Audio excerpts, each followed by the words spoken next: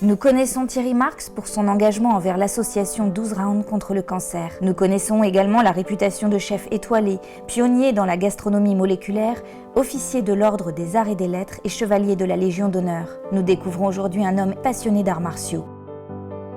Venu de la cité du 140 Ménilmontant, puis du Bois-l'Abbé de Champigny-sur-Marne, le chef a tour à tour été vigile, transporteur de fonds, manutentionnaire, parachutiste dans l'infanterie de marine, puis casque bleu en 1980 durant la guerre du Liban.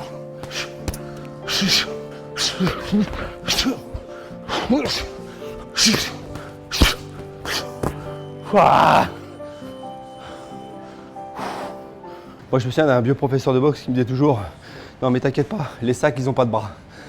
Et c'est vrai, tu peux faire du sac, tu peux faire de la poire, tu peux faire ce que tu veux.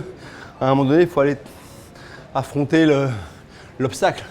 Si tu n'y vas jamais, que ce soit l'art martial ou l'artisanat ou le métier de pâtissier, de cuisinier, c'est le geste, le feu, le temps. Le geste, c'est maîtrise du geste, coupe juste, goût juste. Dans l'art martial, c'est le geste, c'est la même chose. Le feu, c'est l'énergie. L'énergie qu'il faut absolument contrôler. Et puis le temps pour faire. C'est-à-dire que si c'est trop tôt, c'est trop tôt. Si c'est trop tard, vous allez sur vos fesses. Donc il faut, dans ce ternaire-là, trouver un sens de fonctionnement. Ce qu'on retient en boxe ou ce qu'on retient en judo, en jiu-jitsu, c'est cette idée du bon geste au bon moment, dans le bon timing, en ayant maîtrisé le trop plein d'énergie ou le pas assez d'énergie.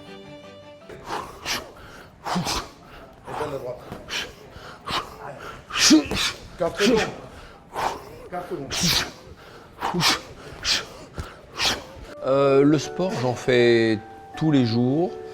J'alterne entre judo, boxe et kendo.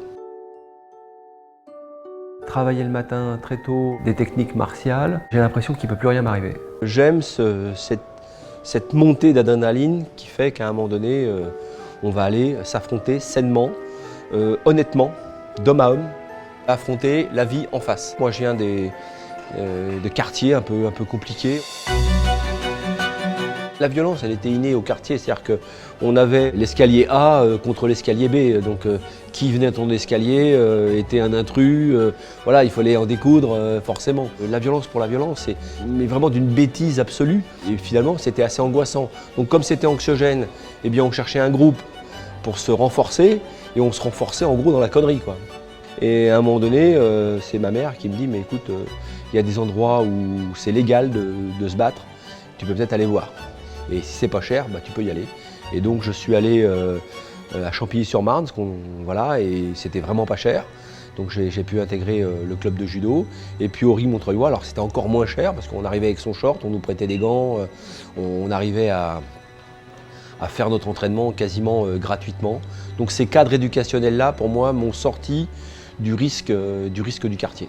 J'avais 13 ans et j'avais déjà la limite de la déscolarisation. Donc les professeurs n'arrivaient pas à me mettre en face de qui j'étais.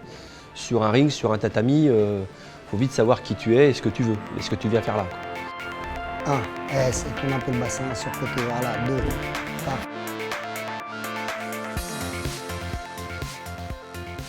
2, Le sport était le moyen de nous extraire, de ne pas tomber, de ne pas fumer, de ne pas boire. On n'a pas forcément beaucoup de moyens, mais on est en condition physique. C'était notre cage de verre, à nous, notre cage de protection.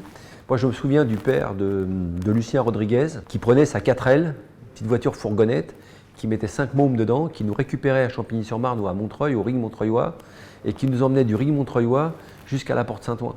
Et on était là en short et en t-shirt, et on emmenait nos gants, et on allait boxer chez José Jovert, où il y avait son fils qui préparait le championnat du monde des poids lourds. Et pendant ce temps-là, on ne traînait pas, quoi.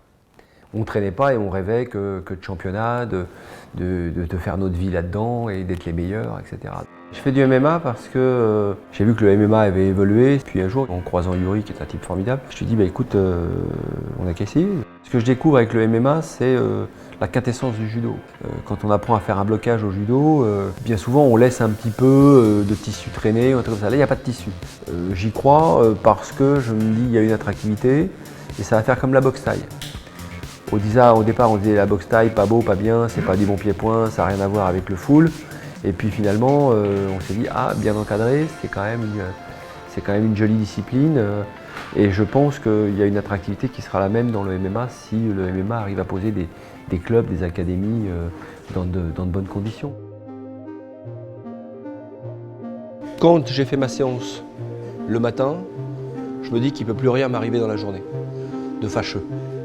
Et ça me permet, notamment dans le monde des affaires, de mettre du temps entre mes émotions et mes actions. Vous prenez un coup, il n'est peut-être pas nécessaire de répondre en situation de panique, mais simplement de se décaler, de reprendre la distance et d'y retourner. Ce qui serait dommage, c'est de ne pas y retourner, c'est-à-dire de ne pas avoir le courage d'y retourner. Dans le monde professionnel ou dans la rue, il n'est pas question de donner un coup de poing ou de donner un coup de pied à qui que ce soit, mais de se dire, je reçois un mot, est-ce que j'ai besoin de répondre tout de suite ? Est-ce que je peux prendre le temps de poser ma réponse? Donc c'est ce que j'appelle mettre du temps entre ses émotions et ses actions. Tu montes sur un ring, tu dis bon, peut-être la priorité c'est de ne pas être à sa hauteur parce que sinon je vais ramasser. Donc il faut que je trouve la solution, vite. À quoi ça me sert dans la vie?